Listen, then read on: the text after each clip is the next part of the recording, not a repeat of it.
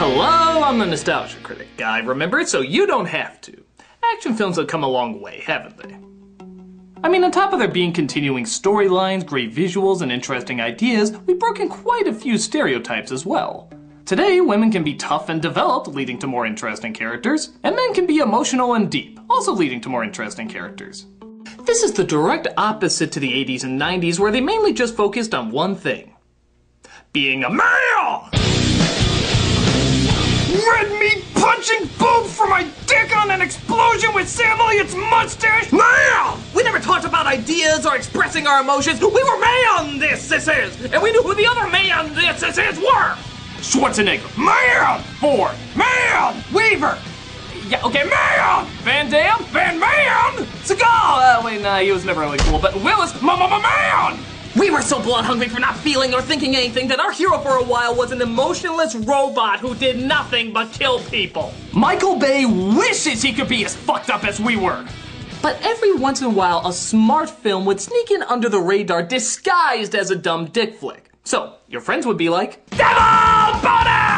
Hey! You wanna see a film about a man's emotional struggle to hold on to his humanity? What? RoboCop! Oh yeah, I love RoboCop! You wanna see if a person's identity is based on his environment or his inner soul? Huh? Total Recall! Oh yeah, Three Bros, I love that shit! You wanna see Stallone, Mayo, Snipes, Mayo, Gunn, Mayo, battle a politically correct Orwellian universe where they sing I'm an Oscar Mayer wiener! Absolutely none of that goes together. Demolition Man! Yep, Demolition Man wasn't a huge hit with critics or the box office, but it did leave a lasting impact with people. Many still talk about it because, well, they have no idea what to clarify it as. Is it a comedy? Is it an action film? Is it smart commentary? Is it dumb violence? Even today, people had trouble clarifying whether or not this is actually a good flick. Movies that break the mold yet somehow also stay bound to it intrigue me. So is it just mindless action or a clever satire of a future that could possibly still happen? Let's take a look and decide for ourselves. This is Demolition Man!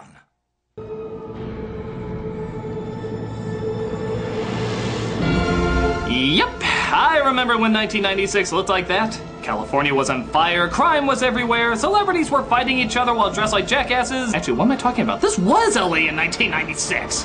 A maniac hijacked a municipal bus with 30 passengers on it. And I got a real bad hunch where those passengers are and who that maniac is. Stallone plays a rogue cop named John Spartan, going after Wesley Snipes playing a criminal named Simon Phoenix. Or, as Stallone likes to say, Phoenix! Snipes is a million flavors of fun in this movie, too. Just imagine Ronald McDonald and Beetlejuice sponsored a human Happy Meal toy. Where are the passengers? Fuck you! Where are they, Phoenix? I swear, I'd lose my head if it wasn't attached. I'll keep that in mind. Believe it or not, this actually made moviegoers feel smart in the day. Like, they were clever enough to pick up on that incredibly subtle foreshadowing. It's kind of like showing Bambi's mom taking out life insurance. It's not as subtle as you think.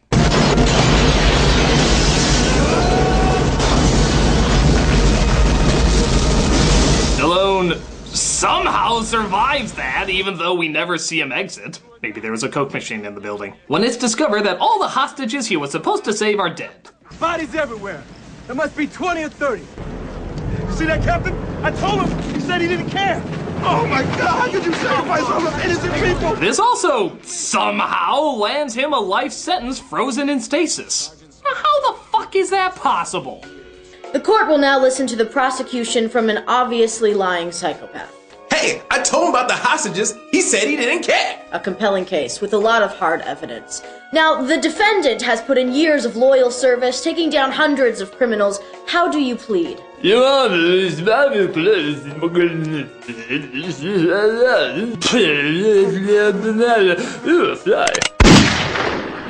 Yeah, I think the world would be better off without the both of you. Freeze them. Hey, that's right. He didn't pay his taxes.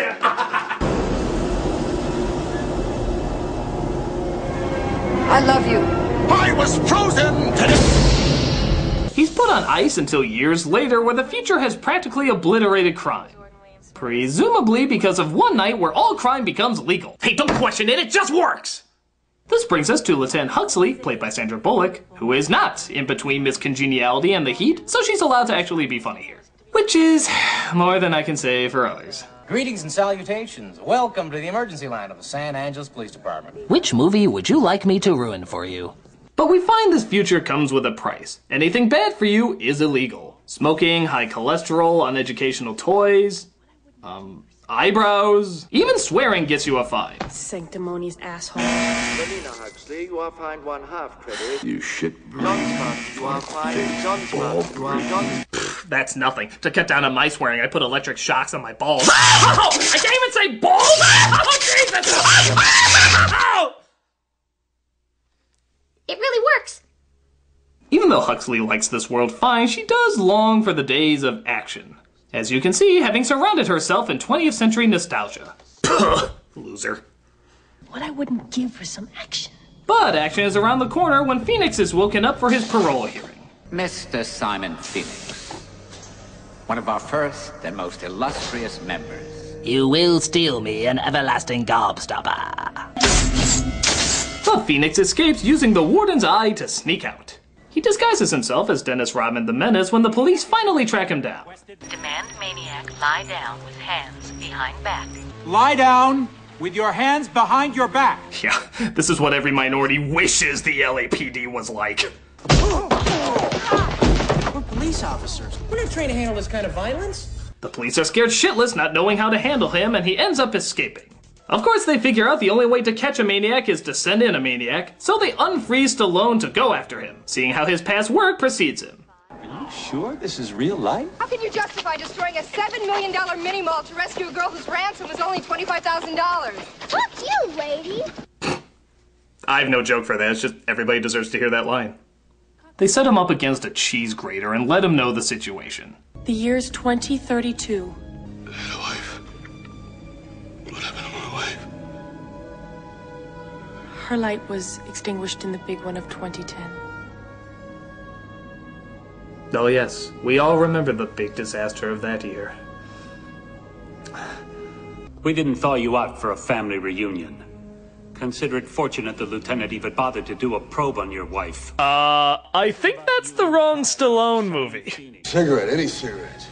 Smoking is not good for you, and has been deemed that anything not good for you is bad, hence illegal.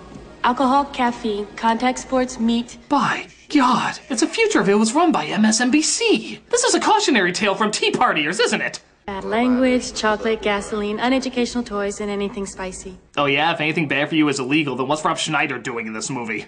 Not many people get a second chance, John Spartan. Stallone, of course, takes the job, puts on the uniform, and partakes in probably the strangest joke of the movie. You're out of toilet paper. Did you say toilet paper? Oh, they used handfuls of wadded paper back in the 20s. I'm happy that you're happy, but the place where you're supposed to have the toilet paper, you got this little shelf with 3 seashells on it. He doesn't know how to use the 3 seashells. And in case you're wondering, no, they never explain how to use the 3 seashells. Again, like most of the film, I can't tell if this is brilliant or stupid. It's driven anyone who's seen the movie insane. There's memes, fan theories, even years later at the premiere of Gravity, one of the biggest groundbreakers of the past decade. What's Sandra Bullock being questioned about?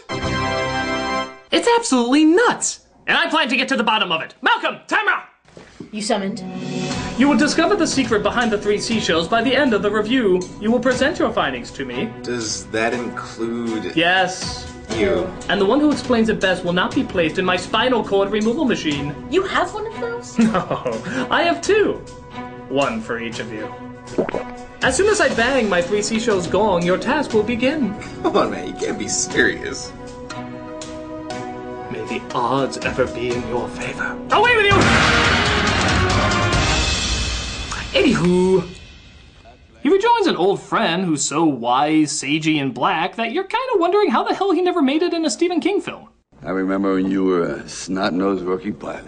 They finally grounded me. Shit, you're a damn good flyer. They seem to be friends, yet he speaks to him in the most profane manner. Well, if you had read my study, you would know that this is how insecure heterosexual males used to bond. Fuck yeah! I should really get rid of that! Dr. Farnsworth tells him that the only guns that can be found anymore are at a museum, which is exactly where Phoenix ends up going to load up. On the way there, he listens to what are some typical catchy tunes. The #1 request of the day, armor hot dogs. Kids eat armor hot dogs. Oh, wow. Kids, even kids with chicken pox love hot dogs. Armor hot dogs. My God, a future where everyone is sensitive, can't take a joke, and is obsessed with the past? It's a future run by Tumblr. Somebody put me back in the fridge. What seems to be your boggle? My boggle? Christ, I woke up in Canada. Actually, I wonder if the next song on the radio was this. Don't you put it in your mouth, don't you put it in your mouth, don't you stuff it in your face, don't stuff it in your face. Stallone makes sure his weapon works. God, what an asshole. Thus, him and Phoenix get in a battle for who can make the most lame 90s action comebacks. Bad aim, Blondie. Simon says please. I've been dreaming about killing you for 40 years. Well, keep dreaming. Ah, yes, these are some pretty cliched comebacks. It looks like Snipes has one up his sleeve. Time for something new and improved. Let's see if Stallone can retort. You're on TV. My God, they're just unstoppable. Charlie, you gotta go. Forgot to say Simon says. No, that must have hurt. And it appears Snipes has won this round, but Stallone can always bring it back by simply shouting, But the founder of this new world, dressed as a White Castle Pope, runs into the middle of it. However, Phoenix doesn't seem to be able to kill him. That's because the founder has programmed his mind to go after another target. Isn't there a thought repeating in that barbaric brain of yours? The name Friendly. Mr. Edgar Friendly. Don't you have someone to kill? But he didn't say, would you kindly? Then go and do your job. Penis! Did he just say penis? Penis! You hear it too! You hear it too! Don't act like you don't! Did he just decide to play a sporadic version of the penis game? Penis! Penis! Penis! Penis! Penis! So after, quote, saving his life, the founder invites him to dinner. Please, I insist. I would like you to accompany me to Taco Bell. A Mexican restaurant so popular, it was rejected from Mexico twice. Look it up, it's totally true, there's hope for humanity! You might be wondering, why the hell was he invited to Taco Bell of all places? Well, in one of the most painful of product placements until Adam Sandler became a movie star, they give us this vague yet utterly forced excuse. You do not realize that Taco Bell was the only restaurant to survive the franchise wars. So? So, now all restaurants are Taco Bell. Okay, screw the seashells, which I'm sure you'll need to bring a lot of going to Taco Bell, but what on earth were the franchise wars? Was it like the Burger King and his Spartan cows against Colonel Sanders and his mutated chickens? This movie needs a prequel. But hey, just when you think Stallone can plug anything else in this movie. It's the Schwarzenegger Presidential Library. Wasn't he an actor when you... Stop, he was president? Yes. Even though he was not born in this country, his popularity at the time caused the 61st Amendment, which states that... I don't want to know. That's right, he had it made! And then he had his made, and everything went downhill from there.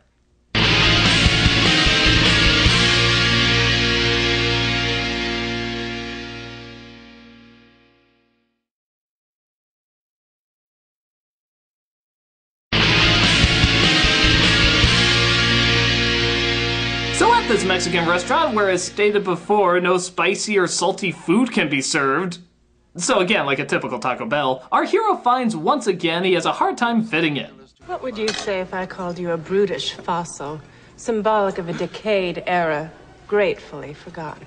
Are you kidding? It's Stallone. He hears that like twice a week. Call for backup. I'll be across the street. But he notices a ton of dirty, hungry, drugged-up people approaching the Taco Bell. Again, some things never change. Please, don't!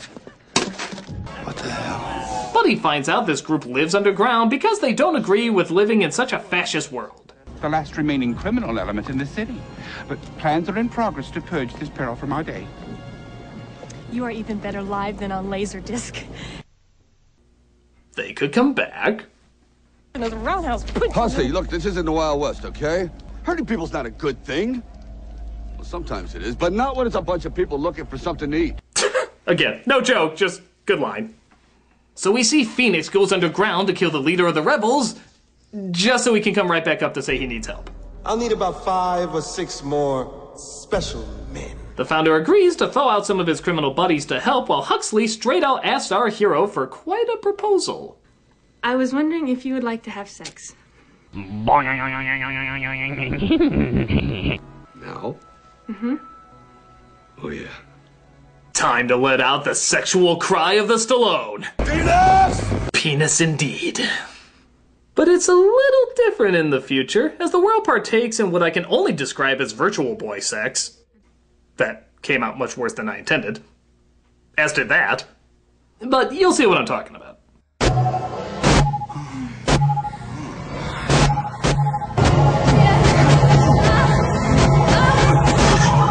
Wow, sexual interaction is done virtually without actually touching the person you're dating? This really is a future run by Tumblr. Not even mouth transfer is condoned. What are you doing? Breaking the law. You are a savage creature, John Spartan, and I wish you to leave my domicile now. She throws him out, but it's okay. As part of being a man movie, we of course get some completely pointless nudity. Hi, Martin. You know, I was thinking. Oh my god, I'm sorry, wrong number. Who was that woman? Why was it worth 2 seconds showing off her tits and ass? Man! Stallone uses his alone time to knit, because after being turned down by a hot woman and seeing another one naked, yeah, that's what I would do! But he figures out his new talent is all part of his reprogramming. When I thawed out, the first thing I wanted to do was knit. For each inmate, the computer draws up a skill or trade which best suits their genetic disposition. I'm a seamstress? Oh, that's just great. God, I can just see all the Stallone memes now. I was knitting before it was hipster. Can you give me Phoenix's rehab program now? Sure. But he discovers that Phoenix has been implanted with all sorts of hacking and martial arts info that would make him an unstoppable weapon. So I guess the real question is, why aren't the rest of the cops given these implants? This isn't a proper rehabilitation program. No kidding. This causes him to go to the underground set of Super Mario Brothers, where he finally gets what he thinks is real food. This is fantastic. Just don't ask where the meat comes from. Esta carne es de rata. Rat. This is a rat burger.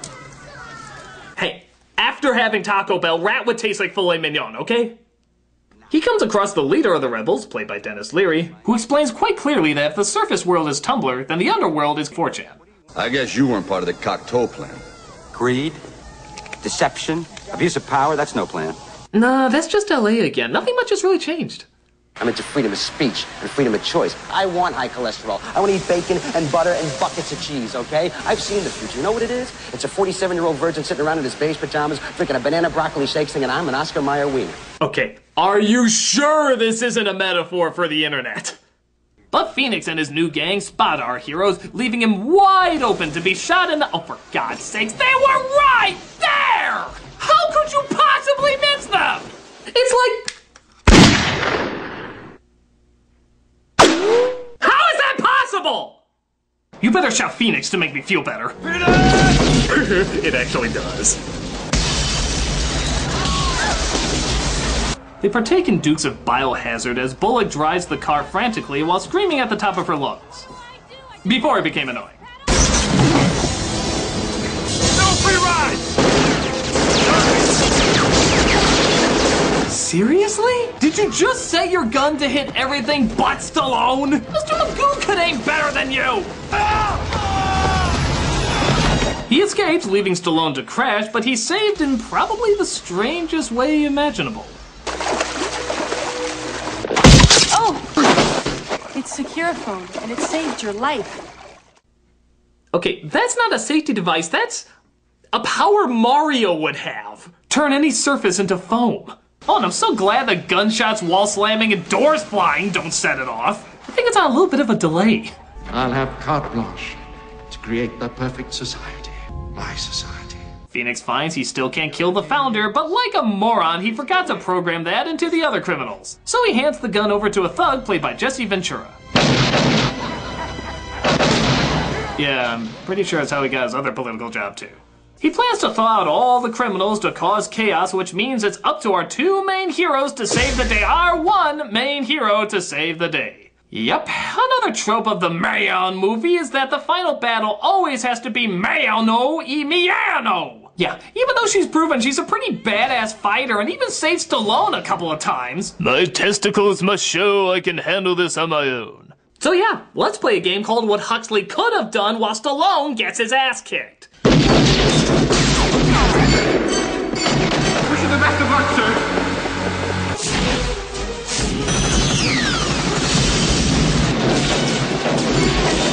Look in my eyes, John. I'll see you in hell tonight.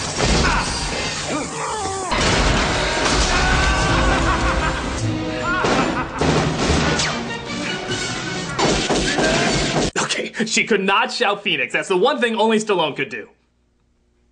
And even that's kind of debatable. I'm gonna make that my ringtone. In a kind of ripoff of Terminator 2, Phoenix is covered in frozen liquid, resulting in Stallone, what else? Knocking his block off. I can just see the wheels turning in Stallone's head thinking of every witty line. Let's keep ahead. Don't lose your head. Henry David Thoreau once said, it's better to have your head in the clouds and know where you are than to breathe the fuck it. Hands up! Thus causing the big exploding science ball to go off, resulting in, of course, the place being blown sky high. Or at least a small corner of it. Really? You open the movie with this? And then you end it with this? That took up a quarter of the screen. You still have all that building to blow up. It's like a domino set you never get to knock over. Next to a bomb! What will we do? How will we live? When they try to figure out what'll happen to the future of Portlandia, Stallone gives some advice. I'm gonna tell you what you're gonna do. Why don't you get a little dirty? You will like clean. And somewhere in the middle, I don't know, you'll figure it out. Wow. Not since his thrilling speech to the Russians in Rocky IV has his diplomacy ever been so eloquent. Somewhere in the middle, I don't know, you'll figure it out.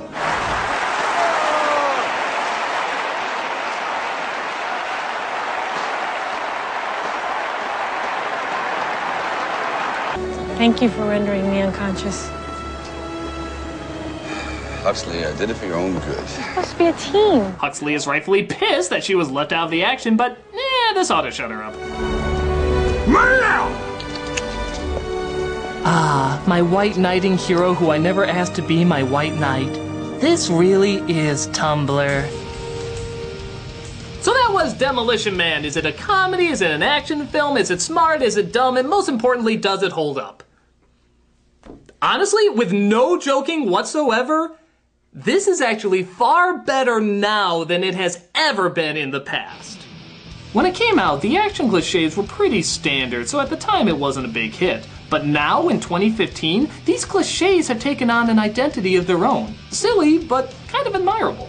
This works especially now because the future they created in this movie is almost kind of true of the world we created now. Our society, thanks to social media, is trying to be more about the group. Forums, fan pages, causes to get behind. Hell, if there's a hater online, everyone wants to join together to prove how wrong he is. Compare that to the 80s and 90s where everything was about the individual. Wall Street, make money for your own, action films, mano y mano, emotions are for the weak. But the great thing about it is neither side is the villain in this. They're just products of their environment. The future has less choice, but they've also obliterated murder for 16 years. The past is anarchy and violence, but they also have more rights and choices. They both have their pros and cons. I know I joke about the future being a commentary of online culture, but without even realizing it, that's kind of what they did. The internet is filled with people who are overly sensitive and can't take a joke, but it's also filled with attention-hungry idiots who only want to anger and antagonize those people. But again, no one side is the bad guy. They both have villains. They're the extremists who want everything one way. Whether it's absolute perfection or absolute anarchy, both result in taking away diversity and free will.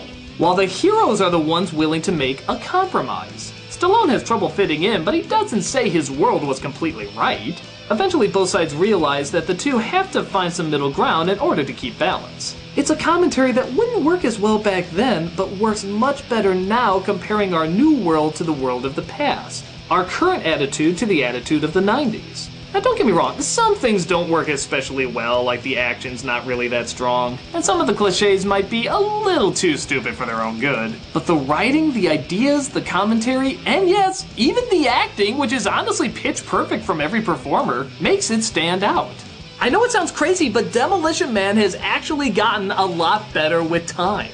Part of that being because they intentionally date the hero and villain by putting them in the future. Dating it surprisingly made it timeless. It just knew which areas to update and which areas to leave alone.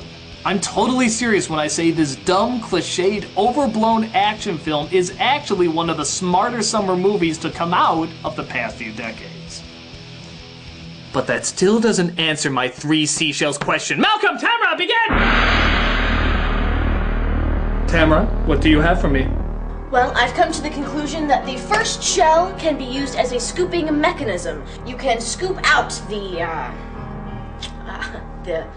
poop. Yeah, and then you can use the second shell and put them together as a grabbing device so that you can actually grab out the poop. And then you can use the third to kind of just scoop out any residuals. Intriguing. Malcolm, what do you have to say? Well, I had a theory that these seashells are put into a device that shreds them down to their most basic particles. Basic particles? Those particles are then turned into wadded paper, for which is then used for down there. So your suggestion for replacing toilet paper is just to make toilet paper? Uh-huh. That is brilliant!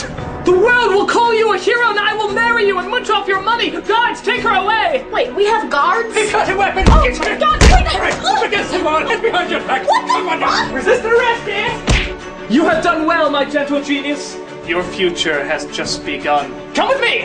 Oh.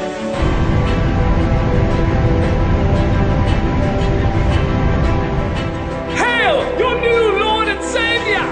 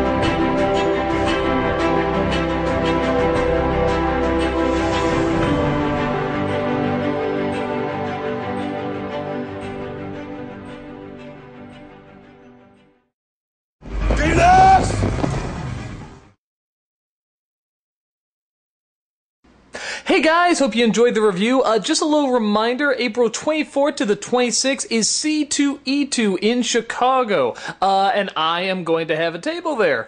This is a really big con, one of the biggest in Chicago, if not the biggest. It's definitely like a really, really big deal. They have all sorts of great celebrities that go there, and just really cool people. I'm finally going to have a table there, and the nice thing about it is that, you know, it's not like a panel where you have to wait to have your hand up, whatever. It's like you can just come to the table, say hi, I'll have merchandise and all that stuff, ask me a question, whatever you want, and, you know, we can just have a chance to chat. Every day I'm gonna be there at noon, and pretty much just stay until, there's no more people to talk to. So, yeah, go ahead, drop them by if you can. Hopefully in the next video I'll be able to tell you where in the, con it is, because it's a really big convention. Yeah, if not, just come on in, look for me, I'd love to say hi to you guys. So, again, that's, C2E2, April 24th to the 26th. Hopefully I will see you guys there. Come on down to Chicago and say hi. Take care.